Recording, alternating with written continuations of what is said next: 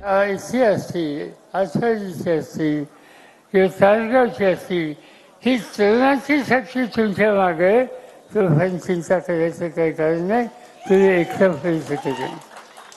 आणि तुम्ही आज म्हणताय 55 वर्षापूर्वी माझी अवस्था तीच होती. मी वयाच्या 26व्या वर्षी निवडणुकीला उभं राहण्याचा विचार केला होता आणि माझ्या विरुद्ध सगळे आमचे कठीण नेते होते. आणि त्या नेत्यांनी चव्हाण साहेबांना, वसंतदादांना सांगितलं की या तरुण पोराला आत्ता संधी देऊ नका. पण नेत्यांनी ऐकलं नाही.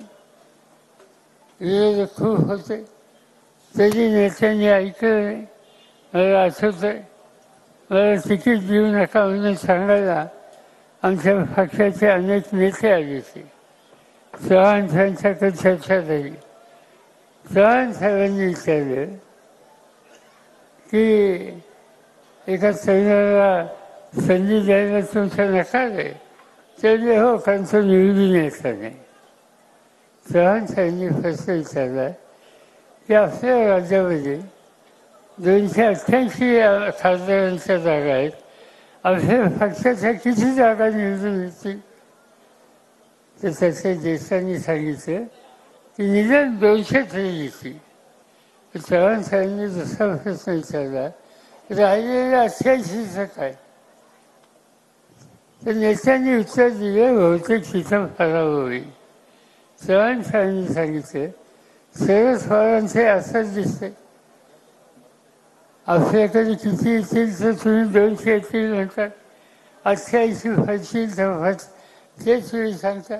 त्या 88मध्ये आणखीन एक घाला आणि ते 89 पडतील असं सांगा, शरद पवारांना तिकीट द्या.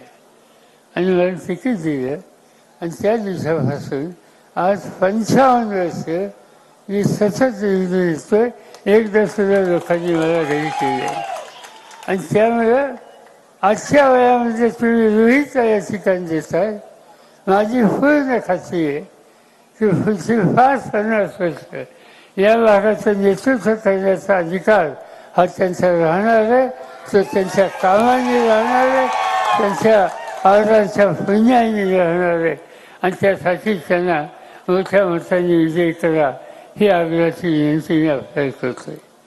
ही करत असताना खेदाचा मतदारसंघ खानापूर, असाली, विसापूर या विधानसभा मतदारसंघातून राष्ट्रवादी काँग्रेस आणि आमच्या सरकारांच्या वतीनं वैभवदादा सदाशिव पाटील हे तुतारी वाजवणारा माणूस या चिन्हावर निवडणूक करत माझी सगळ्या मतदारांना आव्हान आहे की जसं रोहित